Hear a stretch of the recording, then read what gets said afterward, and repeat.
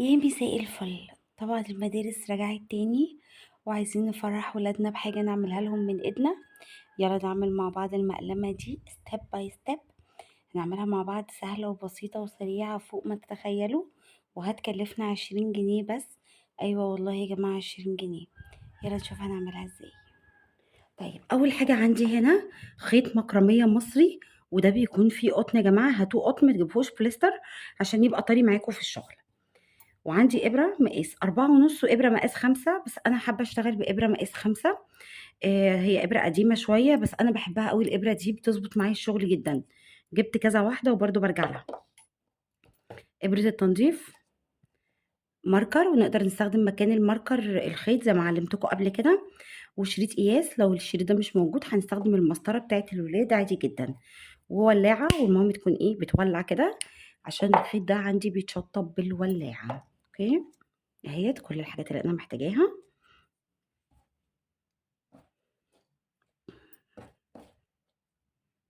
مش عارفة بقى يعني أنا، بس أنا هاستخدم الإبرة مقاس 5. هنقول بسم الله الرحمن الرحيم. هنمسك طرف الخيط كده وهنقص الربطة دي. الخيط ده مينفعش يتقص بالمقص يا جماعة عشان بينسر. الخيط ده لو اتقص بالمقص هينسر مننا. هبتدي أعمل عقدة البداية أهيت. هدخل بالإبرة هنا كده، هلف الخيط وأخرج وأشد الدايرة بتاعتي، وهرتفع عدد من السلاسل وهقيس.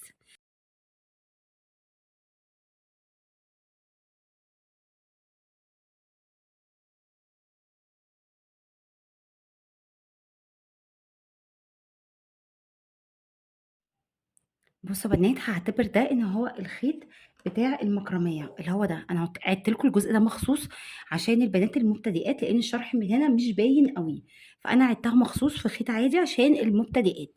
هبتدي اعمل دايره في الهواء. يعني ايه؟ بمسك طرف الخيط اهوت وبعمل الدايره كده، بدخل فيها في الابره اهيت، بلف الخيط واخرج من الدايره واسحب كده. خلاص الدايره بتاعتي خلصت. لا دايره بقى سحريه ولا الكلام ده. وهبتدي ارتفع عدد من السلاسل يكون طولهم على المزوره 20 سنتي. طيب لو الطول مش 20، يعني لو ما عنديش مزوره اعمل ايه؟ هتجيبي المسطره بتاعت الولاد وتقيسي عليها بس. مش يعني مش موضوع خالص ولا صعب خالص. طيب هنفترض ان دول كده 20 سنتي. هنفترض ان ارتفعنا عدد من السلاسل وصل ل 20 سنتي، وقسنا لقيناه 20 سنتي. هعمل ايه بقى؟ يبقى هنفترض ان الجزء ده، خلينا اطوره لكم شويه، 20 سنتي. هنفترض ان هو 20 سنتي. ما تزودوش عن 20 سنتي لان انتوا هتزيدوا من الطرفين، ففي الاخر هتلاقوا حجم المقلمه معاكم 25 سنتي. اوكي. طيب هعمل ايه بقى؟ نفترض ان دول 20 سنتي. هسيب اول غرزه دي ارتفاع ولازم تتساب. هدخل في الغرزه اللي بعدها مباشره وهعمل حشو اهو. ازاي حشو؟ بصوا يا بنات، بدخل من غير ما الف الخيط على الابره، بدخل مباشره جوه الغرزه، بلف الخيط واخرج معايا حلقتين على الابره، بلف الخيط واخرج من حلقتين تاني اهوت. تاني بدخل جوه الحلقه، الف الخيط اخرج معايا حلقتين، الف الخيط اخرج منهم، وهكذا اهوت. وركزوا معايا يا بنات لان يعني المرحله دي مهمه خالص بالنسبه لي. اوكي، انا عدتها بس عشانكم والله. مهم. طيب هنا خلاص انا في اخر غرزة اهيت في السطر. هدخل فيها وهعمل 3 غرزة حشو. ليه هعمل 3 غرزة حشو؟ عشان الشغل بتاعي ياخد كيرف ويلف معايا. تمام. هنا بدأت الغرزة، بصوا توسع ازاي، هعرفكم ازاي دلوقتي هنلمها.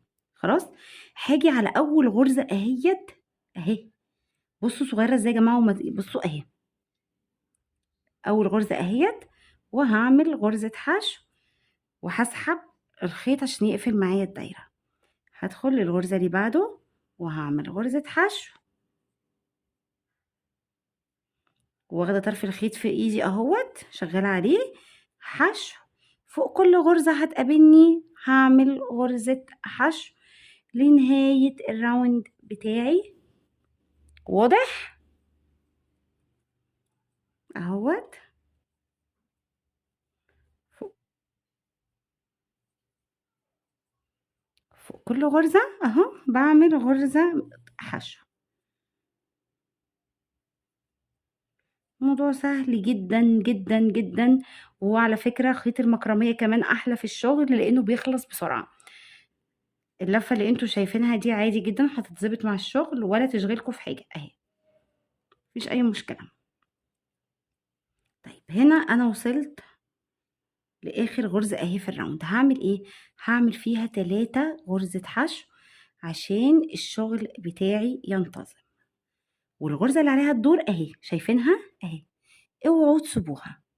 هدخل فيها بقى ومش هعمل بقى منزلقة ولا اي حاجة، انا هعمل غرزة حشو عادية وهشتغل حلزوني وهعلم الغرزة بتاعتي بالماركر. تمام، واضحة بنات؟ وهيجي برضو للغرزة اللي بعدها اهيت، وهرتفع بقى سطر عادي جدا من سطور، يعني السطور بقى الحشو بتاعتي هكملها عادي فوق كل غرزة حشو. غرزة حشو هرتفع بالراوندات زي ما هنشوف مع بعض. انا حبيت اعرفكم بس الجزئية الصغيرة دي واشرحها معاكم عشان الشرح يكون واضح وما تتوهوش مني، ومهم ان انتوا تعلموا الغرزة. مفيش ماركر هتعلموها فتلة زي ما اتعلمنا مع بعض. الموضوع سهل وبسيط ما فيهوش اي حاجة صعبة، ويعني مفيش اسهل من كده. هنعملها مع بعض. وانا معلش انا عارفة ان انا بعيد في الحاجات كتير وبشرح كتير، بس والله عشان المبتدئين. بصوا ركزوا معايا هنا. بصوا يا جماعة، انا هنا خلاص اهو اشتغلت في اخر غرزة 3 غرزة حشو. باجي في الغرزة اللي بعدها اهيت مباشرة، اهيت بتبقى مزنوقة شوية، وهعمل غرزة حشو وما تنسوهاش دي اهم حاجة. وهسحب الخيط بتاعي كده. بصوا اشرحها معاكم تاني. بصوا يا بنات، انا هنا خلاص اشتغلت 3 غرز.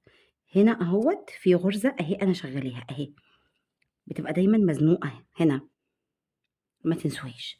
هاخد بقى طرف الخيط بتاعي اهوت وهدخل في الغرزة اللي بعده اهي، وهعمل غرزة حشو.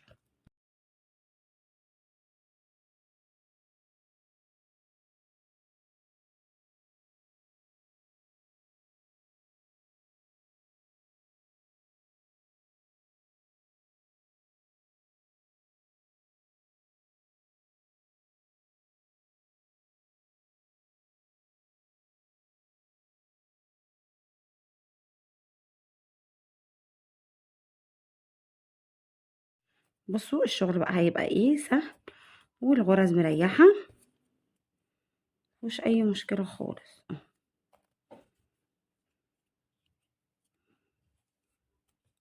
وفي كل سطر هحط الماركر بتاعي عشان ابقى عارفة بدايتي فين ونهايتي فين. ما عندناش ماركر نقدر نستخدم فتلة خيط، مفيش اي مشكلة. مش هعمل بقى اي تزايدات ولا اي حاجة. فوق كل غرزة غرزة عادية جدا من غير لا تزايد ولا تناقص ولا اي حاجة خالص. بصوا الشكل بتاعي. هنا انا وصلت لنهاية السطر وجيت عند التزايد اللي انا كنت عاملاه، وهعمل فوق كل غرزة غرزة واحدة بس عادي جدا من غير اي تزايد ولا تناقص ولا اي حاجة اهو. والسطر اللي جنبه اهو الناحية التانية برضو فوق كل غرزة غرزة، وهكمل بنفس التسلسل ده يا جماعة اهو. هيبتدي بقى الشغل بتاعي يتقص. اوكي، بصوا هنا اهوت ده المشروع بتاعي. انا ارتفعت 12 راوند اهمت زي ما انتوا شايفين. العرض بتاعي كنت بادئه ب 22 سنتي، دلوقتي بقى 24 سنتي اهي. دلوقتي هعمل ايه بقى؟ خليني بس اقول لكم كمان العرض. انا شفت لكم الطول، خليني اقول لكم العرض كام. العرض معايا 10 ونص تقريبا، تقريبا 10 ونص. اوكي، بالنسبه لي انا كده ممتاز جدا العرض، والطول حلو جدا. تمام، دلوقتي بقى انا هعمل ايه؟ انا هنا خلاص وصلت عند اهي الغرزه بتاعت البدايه اهي. تمام، وهحط الماركر بتاعي عشان اعلمها اهوت. انا بحب الغرز بتاعتي مشدوده يا جماعه، عشان كده بشد الشغل بتاعي. هبتدي اعمل سطر من غرزه المنزلقه. غرزه المنزلقه دي بتديني تخانه للشغل من هنا ومتانه، عشان اعرف اركب كمان السوسته. ادخل هنا، الف الخيط، اخرج من الحلقه دي في الحلقه دي اهو. سطر من غرزه المنزلقه.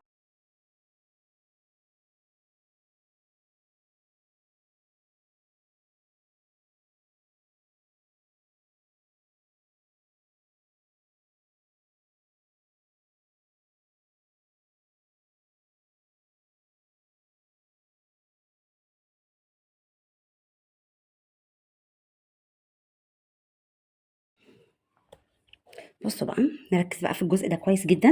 دلوقتي انا خلاص وصلت للمنتصف اهوت. هبتدي اعد من هنا الغرز بتاعتي. انا عديتها، طلعت معايا 28 غرزه حشو. اوكي، طيب انا عايزه اقسمهم على 3 عشان ابتدي اعمل الاذن بتاعتي. فانا عايزه الجزء ده يبقى مش كبير قوي، مش كبير قوي، ويبقى فيه مسافه كويسه بين الاثنين. فهعمل ايه؟ هعد 8 غرزه منزلقه. بصوا يا جماعه، هنا الاول غرزه المنزلقه بصوا عامله ازاي، بصوا الفرق. بصوا بصوا هنا، وبصوا ده. بصوا التخانه اللي اديتها للشغل بتاعي. بصوا، دي فايده غرزه المنزلقه، بتديني تخانه كده وبتديني متانه للشغل بتاعي. هبتدي بقى اعد 8 غرزه منزلقه. 1 2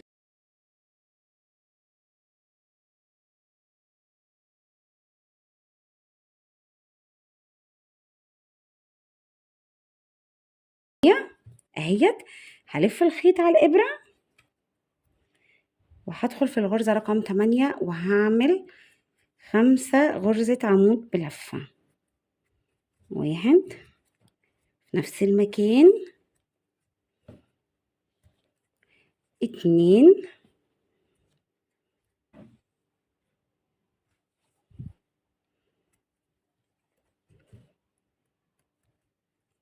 3 4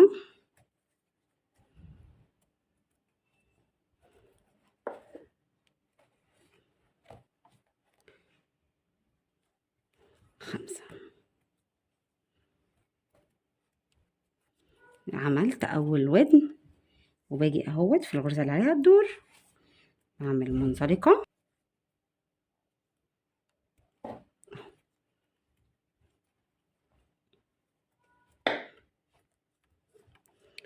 كده. 2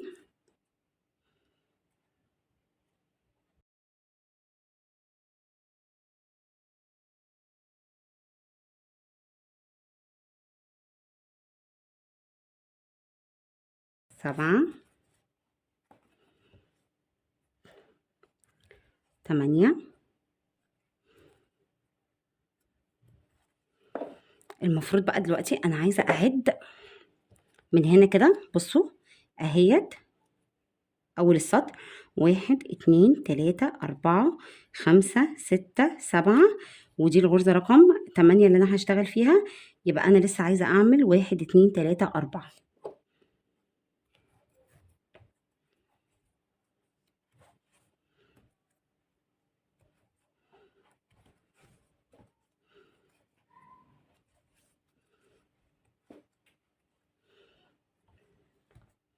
واحد اتنين تلاتة أربعة خمسة ستة سبعة تمانية. يبقى أنا هشتغل هنا 5 عمود بلفة. 1 2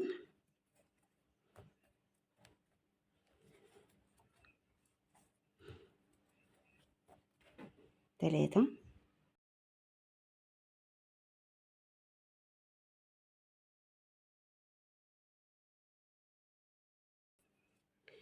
وهكمل ال7 غرز الباقيين منزلقة اهيت. بصوا الغرزة اللي بعدها اهي، بعد اللي انا اشتغلت فيها على طول اهي، اللي انا اشتغلت فيها دي اللي بعدها على طول، دايما هتلاقوها مستخبية كده اهيت، وهعمل فيها منزلقة.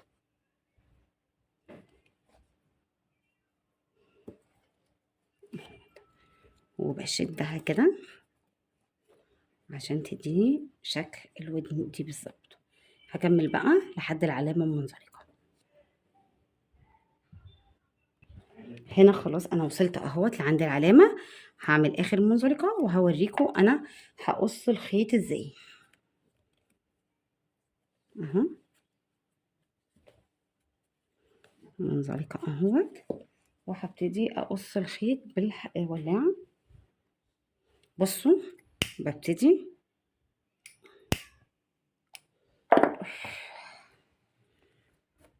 احرق الخيط بالولاعة واسحبه، وهبتدي بقى اشطبه من جوه. طبعا اللي عايز يعمل هنا يا جماعة بطانة يعمل، بس انا بصراحة شايفة ان الشغل بتاعي متين قوي. بصوا حتى الغرز ضيقة ازاي، وضيق هي غرزة الحشو اوريدي بتبقى ضيقة، فانا شايفة بصراحة ان هي مش محتاجة بطانة. بصوا هعمل ايه بقى. بصوا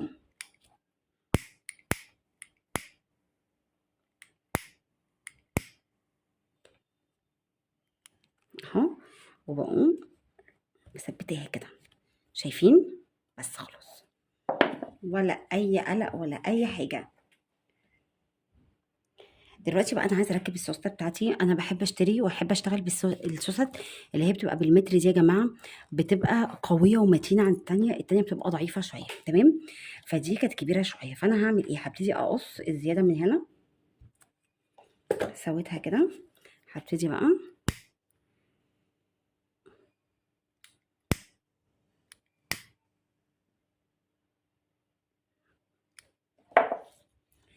اديها لسعه كده عشان ما تنسرش. اوكي، وهجيب الجرار كده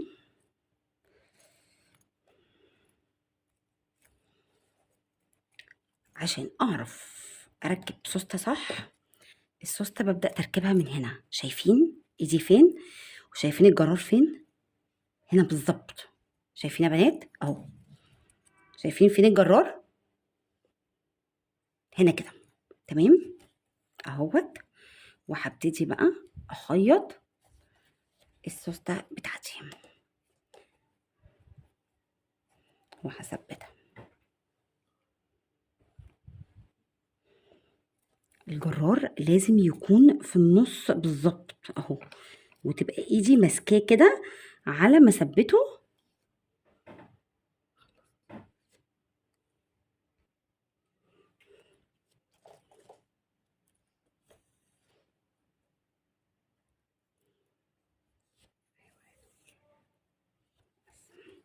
انا كده ثبت الكورنر اهوت، واهي الجرار بتاعي. هبتدي بقى اعمل ايه؟ بصوا يا جماعه، انا عايزاه يبقى كده، عايزه بس الجزء المشرشر بتاعي ده اللي يبقى واضح. على فكره الشغل بالنسبه لكم انتوا هيبقى اسهل. انا عشان برضو التصوير والتليفون وعايزه اجيب زاويه معينه عشان يبقى واضح ليكم، لكن انتوا بقى ما فيش الكلام ده. اوكي اهوت.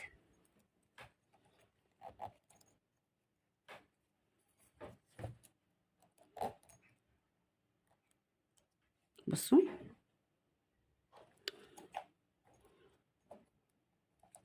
ابتدي بقى اخيط خياطه عاديه خالص كانكم بتخيطوا اي حاجه اهو.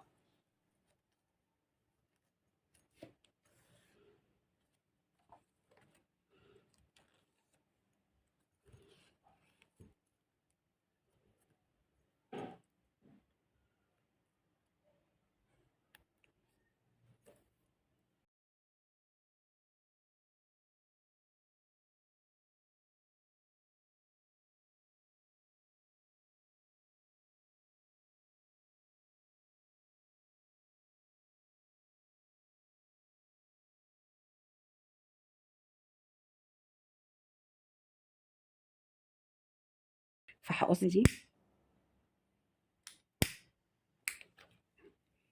وهبتدي بقى اثبت الجزء ده كويس قوي. بصوا ركزوا معايا بقى في الجزء ده اهوت.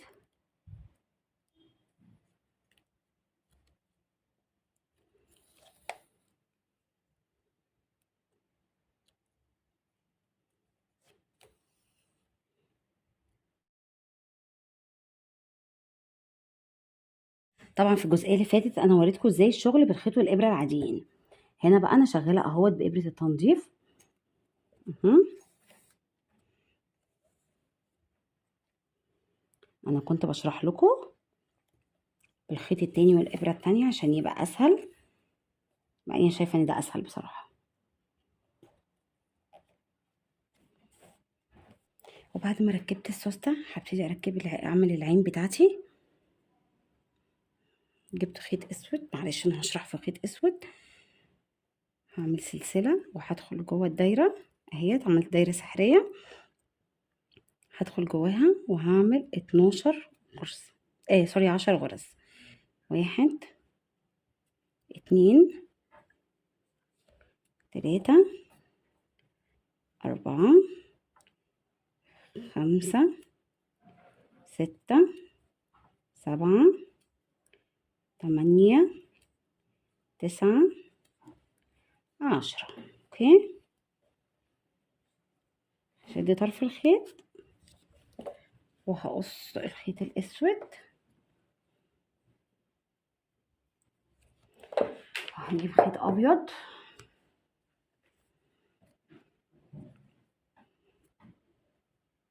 انا ما قفلتش الدايره بتاعتي ليه؟ لان انا بشتغل حلزوني. هعمل ايه؟ همسك طرف الخيط كده وهجيب طرف الخيط الابيض هربط الاتنين في بعض. تأمين الشغل بتاعي، وهاجي في نفس المكان هعمل 2 غرزة حشو. كل غرزة هتيجي الغرزة اللي بعدها 2 غرزة حشو، 1 2.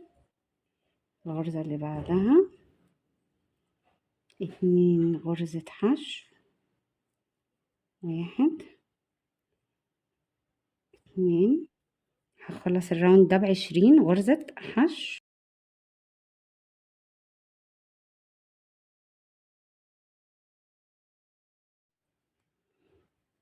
بصوا، هعمل حركة كده في العين، باجي من ظهر الشغل بتاعي اهوت. بصوا هعمل العلامة دي، هيجي اقف هنا كده. اوكي، وهيجي هنا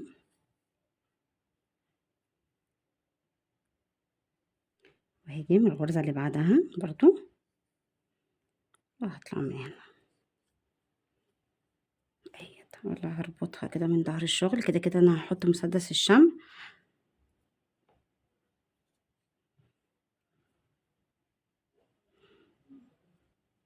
كل الزيادات دي هقصها لان انا كده كده مش محتاجة اشطب عشان انا هلزقها بشمع.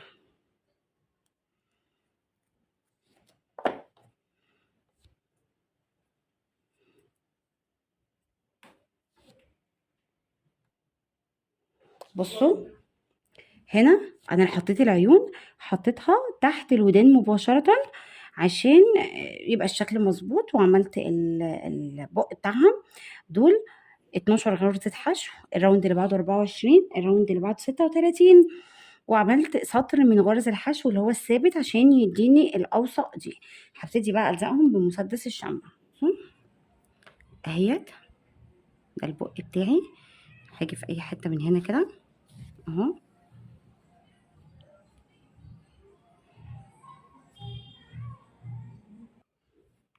وهبتدي اعمل مثلث عشان اعمل البق بتاعي.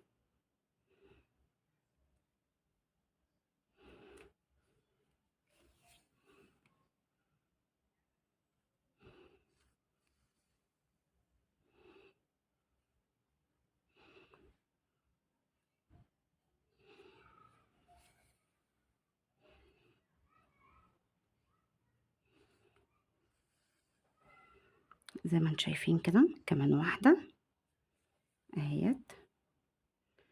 وهدخل في نفس المكان اهو، وده شكل المثلث بتاعي. هبتدي املى الفراغات.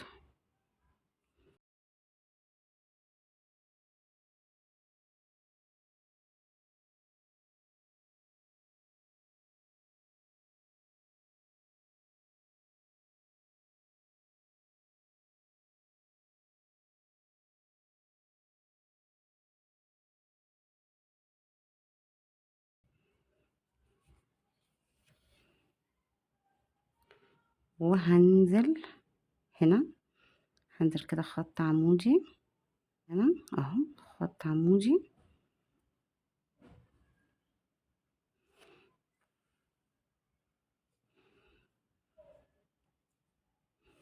وبعدين هطلع من هنا كده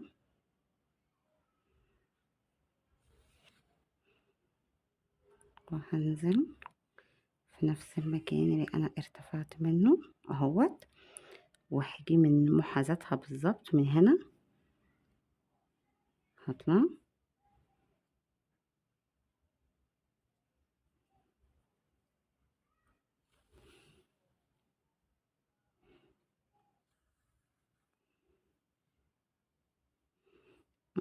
جت اعلى.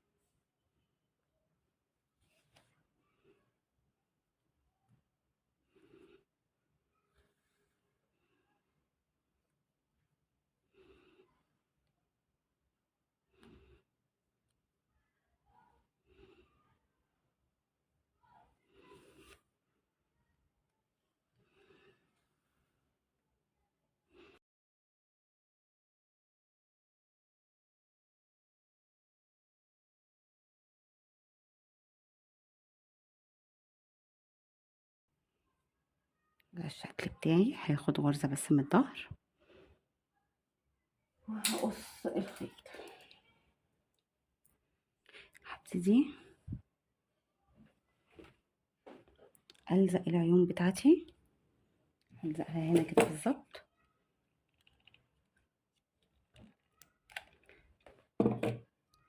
هحط الشمع هحطها كده، ودي كمان. اوه احيي، خدوا بالكم لحسن لسعتها بجد صعبة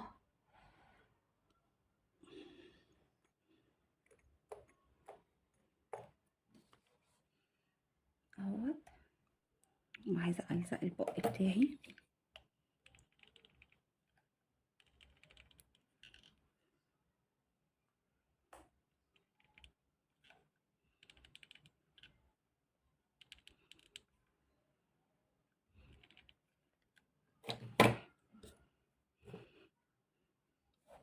هحط الخيط ده كده كمان عشان يديني بس شوية فوليوم.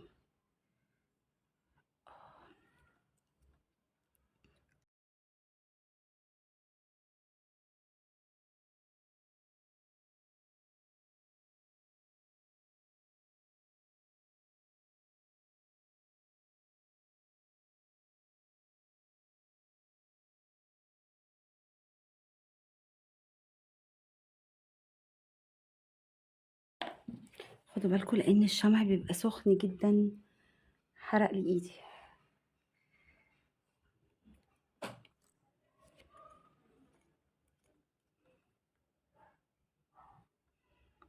عايزه اقول لكم مش قادره امسك المقلمه بايدي عشان الحرق اللي اتحرقته ده.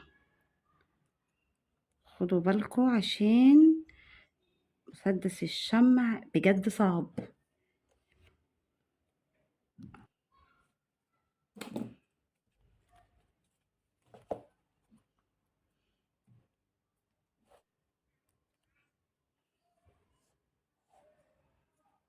وده شكل المقلمه بتاعتي، سهله وبسيطه وسريعه وحلوه قوي، وانا مبسوطه جدا بالنتيجه بتاعتها، ممتازه يا جماعه. بصوا